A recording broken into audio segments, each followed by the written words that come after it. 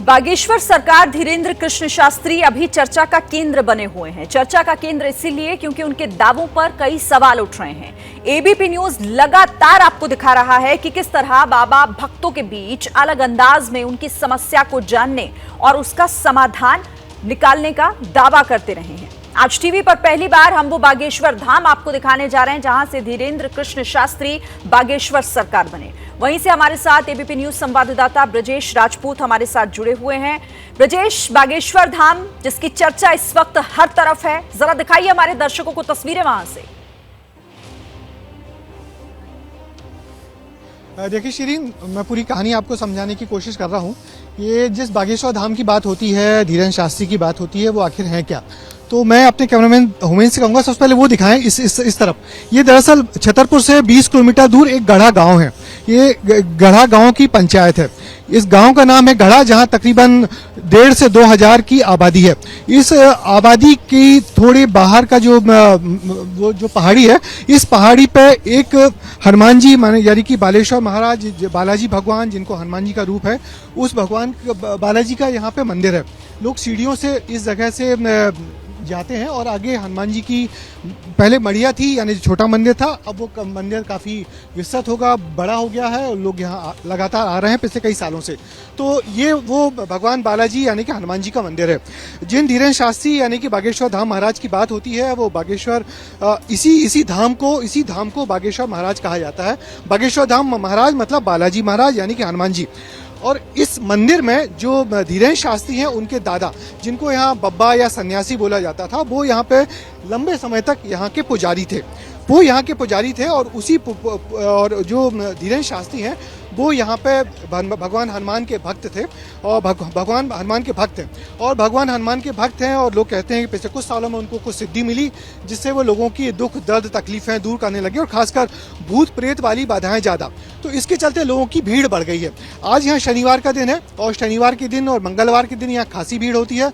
आप देख सकते हैं दूर दूर से लोग चले आ रहे हैं इस बालाजी यानी कि बागेश्वर धाम महाराज के दर्शन करने के लिए। आगे हनुमान जी का मंदिर है। मैं आपको बताऊं कि ये जो इस मंदिर पे लोगों को रोकने के लिए जो बैरिकेडिंग की गई है, इस बैरिकेडिंग पे जगह जगह ऐसे लाल कपड़े में लिपटे हुए ये नारियल रखे हुए हैं। लोग मानते हैं कि इसको अर्जी लगाना कहते हैं। अर्जी लगाना यानी कि आप अपनी जो मान्यता है या आप भगवान बालाजी महाराज तक अपनी जो बात पहुंचाना चाहते हैं, वो यहाँ पे एक लाल कपड़े में नारियल को बांध के और इसमें कुछ अपनी, यदि आप कुछ भक्त लोग इसमें अपनी पुर्जा रख देते हैं जिसमें उनकी दुख तकलीफ का वर्णन होता है। तो वो लोग यहाँ रख के चले जाते हैं और अर्जियाँ लगा के चले जाते हैं। अर्जी लगाने के साथ साथ यहाँ पे होता क्या है कि उनकी पेशी होती है। पेशी माने कोर्ट कचहरी जैसी पेशी नहीं होती है। हर मंगलवार शनिवार को उनको 4 बार 10 बार 15 बार आना पड़ता है। तो इस तरीके से उन्हें लोग मन्नत मानते हैं, अर्जी लगाई जाती है। अर्जी लगाने के बाद पेशी होती है और फिर लोग बागेश्वर महाराज जो धीरेन्द्र शास्त्री हैं उनके दर्शन करते हैं। वो उनको कुछ अनुष्ठान बताते हैं। आलम यह है कि ये बुंदेलखंड का इलाका है, बड़ा गरीब बड़ा पिछड़ा इलाका है पूरे मध्य प्रदेश का, मगर यहाँ आस्था बहुत मानी जाती है, आस्था बड़ी है। मगर उस सब के बावजूद इस बागेश्वर धाम मंदिर में दूर दूर से लोग आते हैं। हम जिनके शख्स के साथ खड़े हैं ये दिल्ली से आए और हमको देख के रुक गए हैं।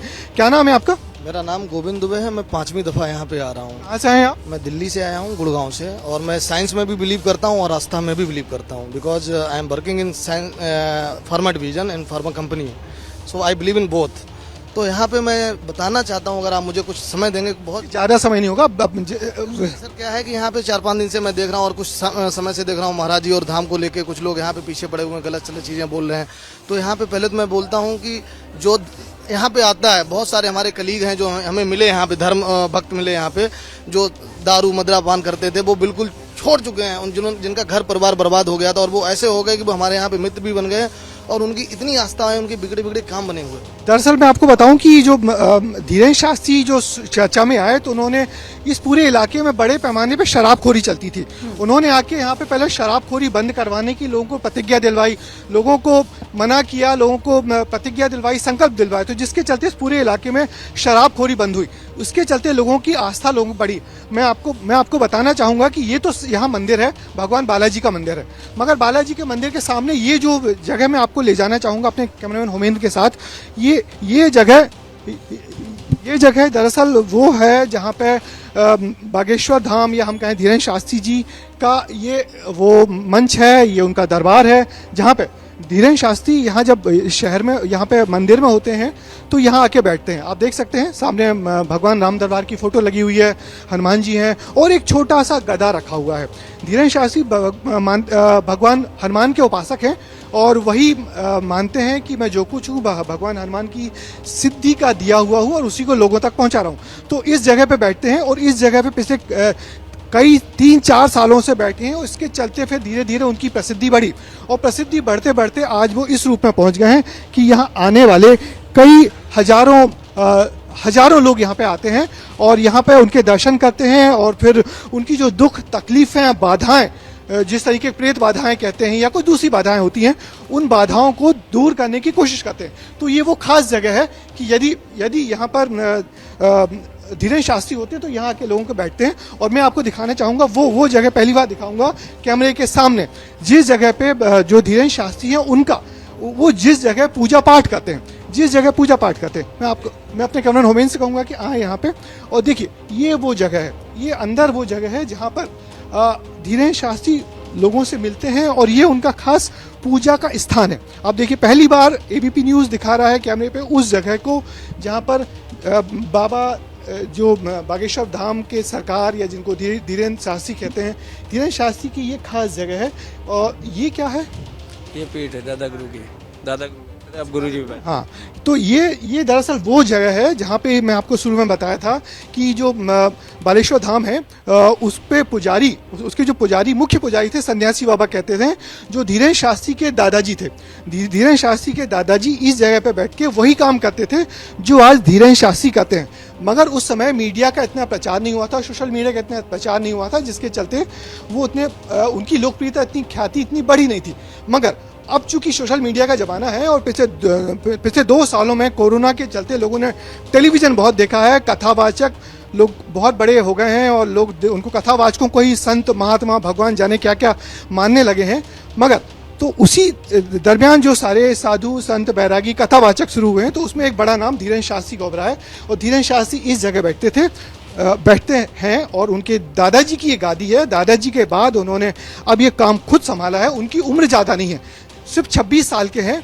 पिछले 3-4 साल में उनको ये ख्याति मिली है और खासकर पिछले 2 साल में तो उनकी इतनी ख्याति बढ़ गई है कि पूरा गांव ही उनके नाम से जाने लगा है। नेता, छोटे बड़े सारे नेता यहाँ आ चुके हैं और कोशिश की जा रही है कि ये जो छोटा सा गांव है जिसका नाम गढ़ा गांव है, जिसको बागेश्वर धाम सरकार के नाम से जाना जाता है, उसको इतना विकसित किया जाए कि अस्पताल वगैरह बन जाए। क्योंकि ये जो बुंदेलखंड का इलाका है बड़ी गरीबी का इलाका है। देखिए लोग आ रहे हैं, दर्शन कर रहे हैं और दर्शन करके देख के जा रहे हैं। आम होता वही है कि यदि धीरेन्द्र शास्त्री यहाँ होते हैं तो ये उनके दादाजी है ना, तो आप देखिए ये उनके दादाजी हैं जिनको सन्यासी बाबा कहा जाता था। सन्यासी बाबा यहाँ कई सालों तक रहे हैं और उनके उत्तराधिकारी बन बैठे हैं उनके पोते यानी कि धीरेन्द्र शास्त्री। और धीरेन्द्र शास्त्री की आस्था का ये आलम है कि लोग लगातार चले आ रहे हैं। वो यहाँ है नहीं, वो रायपुर में है अपना, और अब तो ये ज़्यादा हो गया। पहले तो लगातार यहाँ बैठते थे, मगर जैसे जैसे उनकी लोकप्रियता बढ़ी है तो पिछले कुछ सालों में लगातार वो अलग अलग जगहों पे जाके कथाएं कर रहे हैं। 7-7, 8-8 दिन की कथाएं होती हैं, तो उन कथाओं के चलते वो यहाँ नहीं रहते, वरना हर मंगलवार और हर शनिवार को वो यहाँ पर आते हैं, यहाँ पे बैठते हैं। लोगों की बाधाएं, खासकर प्रेत बाधाएं, उसमें उनको विशेषज्ञता हासिल है कि जो प्रेत बाधाओं वाला जो होता है उसको दूर करते हैं कुछ। और ये जो कोई दवा नहीं देते हैं, वो लोगों को मंत्र देते हैं और बस यही कहते हैं कि आप 5 बार 10 बार भगवान के दर्शन करिए, 5 बार 10 बार आइए। आपकी 21 बार पेशी करनी पड़ती है। अच्छा, 21 बार है, यानी 21 बार पेशी करने का मतलब 21 बार आपको आना पड़ता है। 21 बार आना पड़ता है और परिक्रमा लगाने पड़ती है। 21 परिक्रमा लगने। तो कोई ऐसा है जिसको फायदा हुआ है? नहीं, ऐसी बात मत करिए। ऐसी किसी को फायदा हुआ है? नहीं, ऐसा नहीं। किसी एक आदमी को फायदा हुआ आप लोग में से किसी को? ये क्या फायदा हुआ? हमारे भैया चल नहीं पाता था, अब वो चलने लगा है। अच्छा, तो भैया को क्या बीमारी थी? भैया को वो पाँव थोड़ा मुड़ता था उसका, उस पैर सीधा हो गया? पैर बिल्कुल सीधा हो गया उसका। तो देखिए इस प्रकार के लोग हैं। आमतौर पे लोग बहुत एक बड़ा सा बयान दे देते हैं कि बहुत लोग आते हैं, बहुत लोगों को फायदा होता है। मगर वो लोग कम होते हैं कि जिन लोगों को सही में मायने में फायदा होता। अक्सर होता वही है कि भीड़ को देख के बहुत लोग चले आते हैं, कि बहुत लोग आते हैं, बहुत लोग आते हैं, मगर बहुत लोग तो दुनिया देश में दुख दर्द के बारे लोगों की संख्या बहुत बड़ी तादाद में है, और जैसे ही लोगों को पता लगता है कि यहाँ थोड़ा कुछ फायदा मिलता है, लोग चले आते हैं। तो यहाँ एक प्रसिद्धि बढ़ने का एक कारण ये भी है कि लोगों को जैसे ही पता लगा कि यहाँ उनको कुछ ये जैसे आप लोग चलते रहिए है ना, जैसे लोगों को पता लगता है कि यहाँ उनकी थोड़ी सी दुख दर्द दूर है तो लोग चले आ रहे हैं। तो यही वजह है कि पिछले कुछ सालों में धीरेन्द्र शास्त्री की लोकप्रियता बहुत तेजी से बढ़ी है, और इससे भी इनकार नहीं किया जा सकता कि उन्होंने कुछ लोगों की दुख दर्द तकलीफें दूर की हैं। मगर बड़ी बात वही है कि वो कोई अनुष्ठान नहीं करते हैं, वो कोई किसी को ओझा गुनिया टाइप वाला काम भी नहीं करते हैं, बस वो लोगों को एक मंत्र देते हैं। क्या कहेंगे आप, किस तरीके से वो लोगों को दूर कर जो तकलीफें दूर करते हैं? वो कहते हैं हम कुछ भी नहीं करते, करने वाले सन्यासी बाबा हैं, करने वाले बालाजी महाराज हैं हमारे। और वो कभी भी ये नहीं कहते कि आप आइएगा हमारे दर्शन कीजिए, हमारे चरण पखारिएगा, ऐसा कभी नहीं कहते।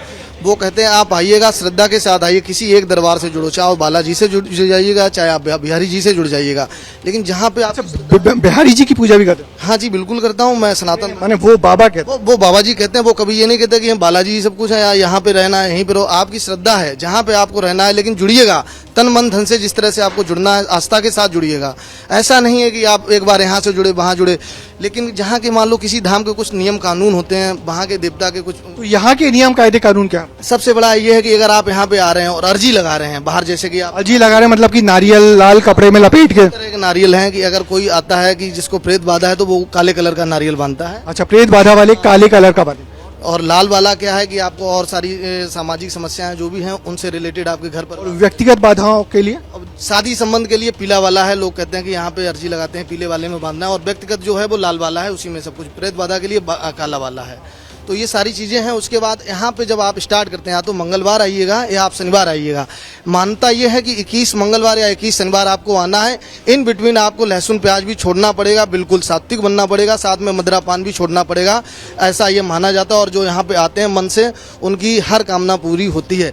यानी कि एक बड़ी शर्त है, यहाँ जो लोग आए हैं उनको सात्विक होना पड़ेगा, मांस मदिरा का सेवन नहीं करना पड़ेगा, आलू प्याज लहसुन और प्याज, हाँ उसका भी उससे भी दूरी बना के रखनी पड़ेगी। तो कहाँ से आए भैया? हम कर्नाटक से हैं। कर्नाटक से आओ? अरे कैसे पता लगा कि यहाँ पे?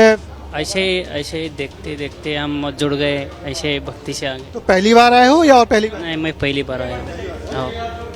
तो किस मकसद से, क्या कामना लेकर? ऐसे मन से क्या जो हमारी जो भी कामना है वो पूरा हो जाए।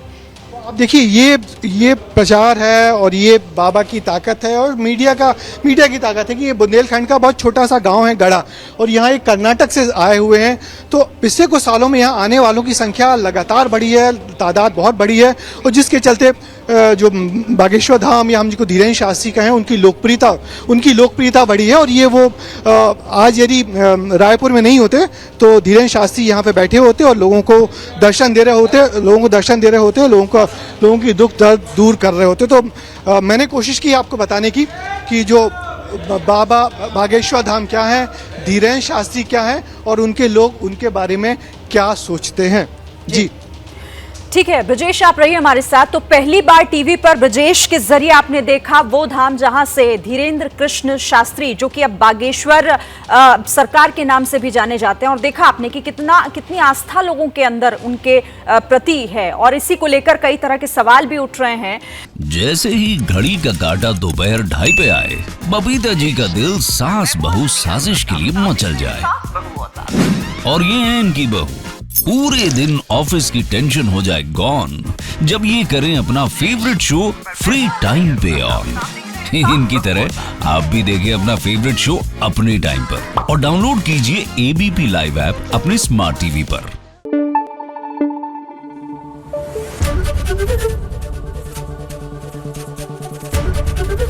एबीपी न्यूज आपको रखे आगे।